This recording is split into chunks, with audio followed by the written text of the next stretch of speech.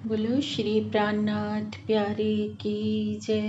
बोलो श्री सतगुरु जी महाराज की जय। प्रेम प्रणाम जी सुंदर सा जी।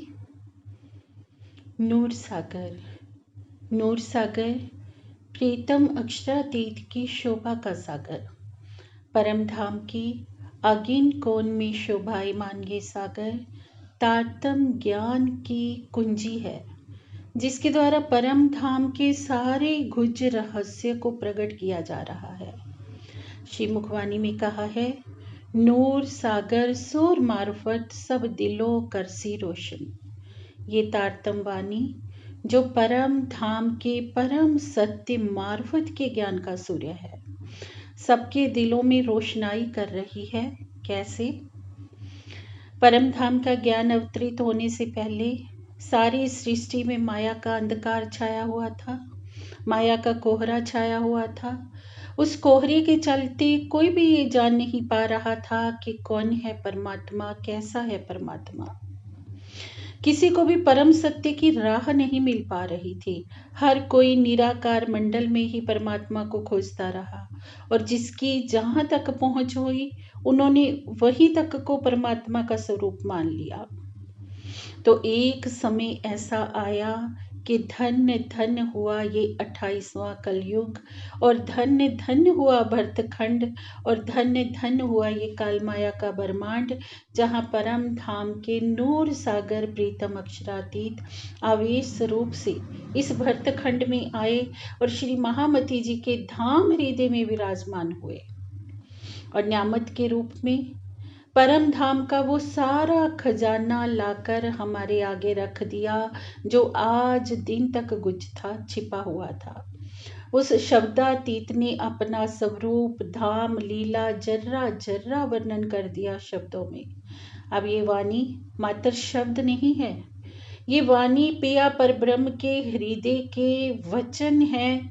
परम धाम के कण कण में जैसे नूर स्वरूप विराजमान है ना, श्रीमुख वाणी के एक एक शब्द में वैसे ही नूर स्वरूप विराजमान है आवेश रूप से। ये वाणी पिया पर ब्रह्म का बाडमय क्लेवर है।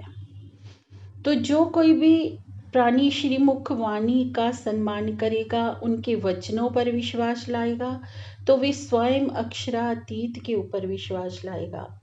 श्रीमुख वाणी की ओर पिया प्राणनाथ जी के स्वरूप की महिमा गाते हुए महाराजा छत्रसाल जी क्या कहते हैं? इन मोहम्मद के नूर पर जो ल्यावेगा ईमान, तिन सुंदर साथ पर छत्ता तन मन धन कुर्बान।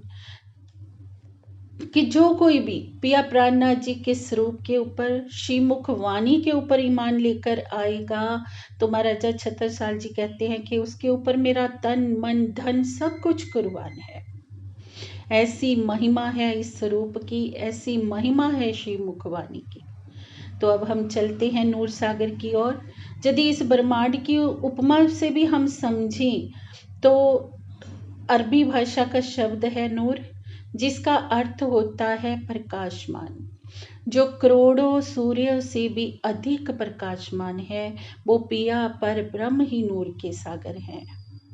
गुरु नानक देव जी भी अपनी वाणी में कहते हैं, एक नूर से सब जग उपजा, कौन भले कौन मंदे। ऐसे ही अगर हम समझे कि सागर का अर्थ क्या होता है? अथाह। जो अथाह है, जिसका था ही नहीं, माप ही नहीं। अब नूर के अंदर जो विशेषताएं हैं वो इतनी अधिक है कि उन्हें सागर की उपमा दी जा गई है। जैसे सागर का जल्दी से पार पाना संभव नहीं होता है, ऐसे ही नूर के सागर पिया पर ब्रह्म के हृदय के गुच्छ रहस्य को जान पाना भी बहुत मुश्किल है। अनादिकाल से परम धाम में रहते हुए भी आत्माएं उनके परम सत्य स्वरूप मार्फत को नहीं जान पाई थी, और उसी परम सत्य मार्फत की पहचान करवाने के लिए प्रीतम परब्रह्म आत्माओं को इस नश्वर जगत के खेल में लेकर आए, इस काल माया के ब्रह्मांड में लेकर आए, और अपनी श्री मुखवाणी से सारे भेद उजागर कर दिए कि कैसे नूर के स्वरूप में परम धाम के कण कण में अक्षरातीत का ही दिल लीला कर रहा है। परम धाम की वाहिदत में जहाँ श्री राज श्यामा जी, अक्षर ब्रह्म जी सब एक ही स्वरूप है, पर हकीकत में आनंद स्वरूप की लीला अलग है, सत स्वरूप की लीला अलग है। सत्स्वरूप सत की वाहिदत में है, आनंद स्वरूप आनंद की वाहिदत में है। परमात्मा जो सच्चिदानंद है, सत चिद आनंद है, सत्स्वरूप अक्षर ब्रह्म जी, चिदघन स्वरूप स्वयं पिया पर ब्रह्म, आनंद स्वरूप श्यामा जी।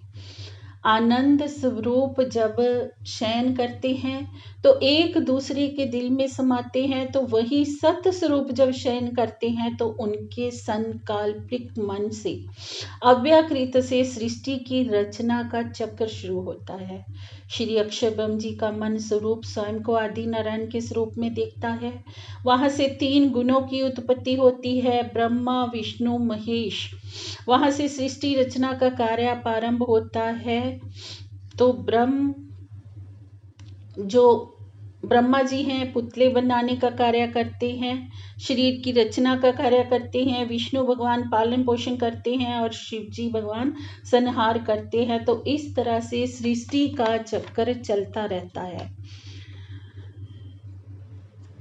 तो सृष्टि के पालक कर्ता होने से इस सृष्टि के कण कण में विष्णु भगवान का जीव है, परमात्मा का नहीं।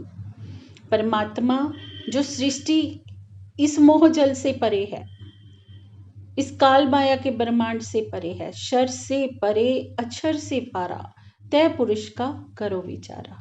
गुरु नानक देव जी की वाणी में कहा है, शर से परे अक्षर से पारा, तय पुरुष का करो विचारा। जो इस नाशवान जगत से परे है, अक्षर से भी परे है, उस पिया पर ब्रह्म की बात हो रही है। इस सृष्टि के कण कण में परमात्मा नहीं है। हाँ, परमात्मा की सत्ता अवश्य है। जैसे हम एक संसारिक उदाहरण से समझते हैं, जैसे राजनीति में हम देखते हैं कि जब किसी व्यक्ति की सत्ता होती है तो सब कुछ उसके अधीन होता है। वैसे ही इस संसार में जो कुछ हो रहा है उस सर्वशक्तिमान के हुक्म से हो रहा है। श्री मुखवाणी में कहा है, हुक्मे हुक्म को हुक्म से हुक्म दिखाया, हुक्मे वेद कतेब में लाखों लिखे निशान। जे उस सर्वशक्तिमान के हुक्म का ब्रह्मांड है, तो जहाँ जो कुछ भी आया है हुक्म के अधीन है। चाहे जितने भी धर्म ग्रंथ हो, चाहे सब में एक ही परमात्मा की साक्षियां हुक्म से ही लिखवाई गई हैं। बांधे आप हुक्म के काजी हुए इताए, चाहे कजा की लीला हो। अब इस सारे खेल के पीछे मेहर क्या हुई? पूर्ण मेहर के सागर नूर सागर पिया पर ब्रह्म ने वो दरवाजा खोल दिया कुल सृष्टि के लिए जो आज दिन तक बंद था। जिस दरवाजे के विषय में क्या कहा है शिव मुखवाणी में, अब हुक्मे इश्क का द्वारा खोल लिया। इश्क का वो द्वार सबके लिए खुल चुका है। अब जो कोई भी नूर सागर पिया पर ब्रह्म के स्वरूप की पहचान करेगा, उनकी निधियों को आत्मसात करेगा, उनके गुणों को आत्मसात करेगा, वो व्यक्ति अधिकारी है उनकी शोभा श्रृंगार में डूबने का, उनके प्रेम को पाने का। और वो परमात्मा कैसा है? जो नवदा से न्यारा है। नवदा से न्यारा कहया 14 भवन में नाही। और उसका प्रेम भी कैसा है? वो प्रेम भी नवदा से न्यारा है। सो प्रेम कहाँ से पाइए? जो बसत गोपिकाओं माहे। जैसा गोपिकाओं ने ब्रज में लीला करके दिखाई एक अनन्य परा प्रेम लक्षणा भक्ति की लीला, उस अनन्य परा प्रेम लक्षणा भक्ति के द्वारा ही उस परमात्मा को पाया जा सकता है।